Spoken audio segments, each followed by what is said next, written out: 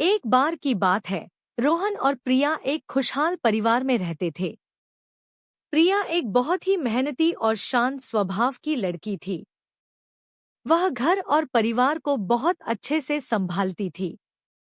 रोहन की एक छोटी बहन थी, रुचि, जो शादी के बाद अपने ससुराल में रहती थी।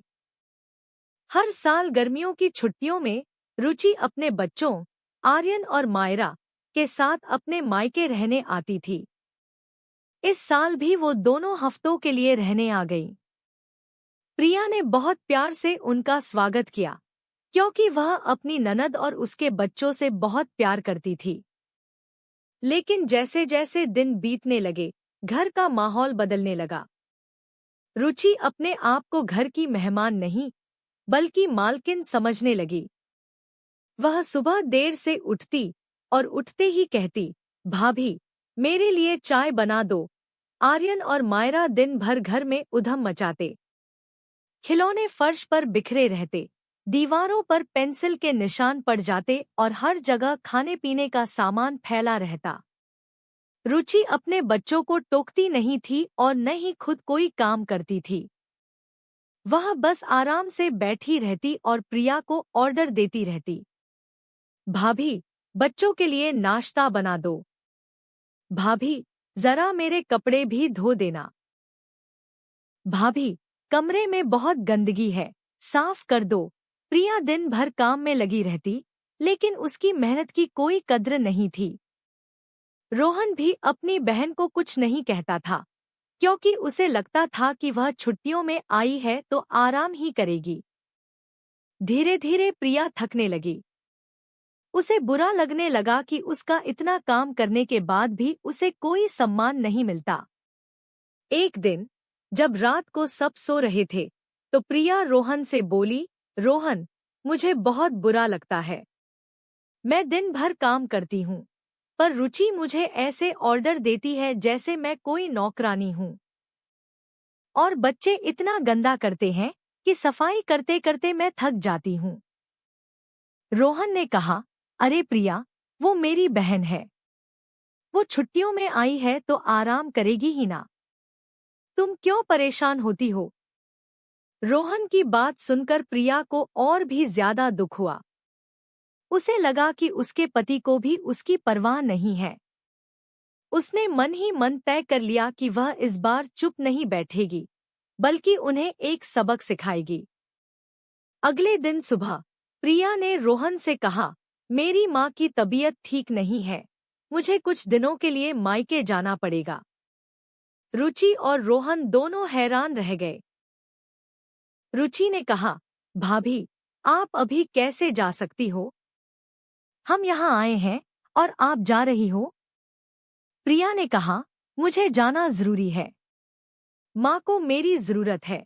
यह कहकर प्रिया ने अपना बैग पैक किया और चली गई। प्रिया के जाते ही घर का सारा बोझ रुचि पर आ गया। पहले ही दिन सुबह उठकर उसने देखा कि घर में कितना सामान फैला हुआ है। बच्चों ने उठते ही नाश्ते की मांग की। रुचि ने जैसे तैसे नाश्ता बनाया, पर बच्चे कहने लगे कि यह प्रिया भाभी जैसा नहीं है। फिर उसे पूरे घर की सफाई करनी पड़ी, कपड़े धोने पड़े और खाना बनाना पड़ा। पहले दिन ही रुचि की हालत खराब हो गई। बच्चों को संभालना और घर का काम करना, उसे पता चला कि यह कितना मुश्किल है।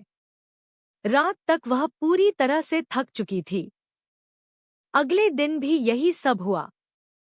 रुचि को एहसास हुआ कि प्रिया दिन भर कितनी मेहनत करती थी और वह उसकी मेहनत का सम्मान भी नहीं करती थी।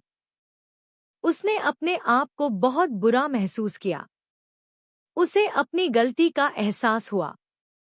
उसने रोहन को फोन किया और कहा, भैया, मुझसे बहुत बड़ी गलती हो गई। मैं बहुत गलत थी।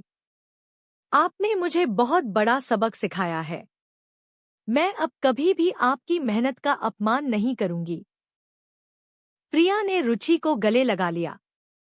रोहन भी यह सब देख रहा था और उसे भी अपनी गलती का एहसास हुआ। उसने प्रिया से माफी मांगी कि उसने कभी प्रिया की मेहनत को नहीं समझा। उस दिन के बाद रुचि ने अपने भाई के घर में एक मेहमान की तरह नहीं, बल्कि एक परिवार के सदस्य की तरह रहना शुरू किया। वह प्रिया की मदद करती थी और बच्चे भी अब पहले से ज्यादा शांत हो गए थे। यह कहानी हमें सिखाती है कि रिश्ते सिर्फ खून के नहीं होते, बल्कि सम्मान, समझ और एक दूसरे की कद्र करने से बनते हैं।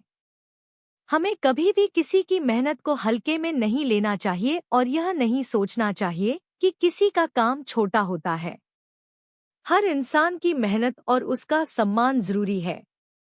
तो दोस्तों, यह कहानी हमें बताती है कि सच्चा प्यार और सम्मान देने से ही रिश्ते मजबूत होते हैं। अगर आप भी किसी के काम की कद्र नहीं करते, तो आज से ही शुरू कर दें। अगर यह कहानी आपके दिल को छू गई हो और आपको प्रेरित किया हो, तो कृपया इस वीडियो को लाइक करें, अपने दोस्तों और परिवार के साथ शेयर करें, ताकि वे भी इस संदेश को समझें, और हमारे चैनल को सब्सक्राइब करना बिल्कुल न भूलें।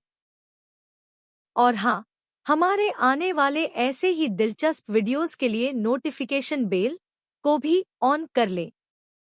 आपके प्यार और समर्थन के लिए धन्यवाद।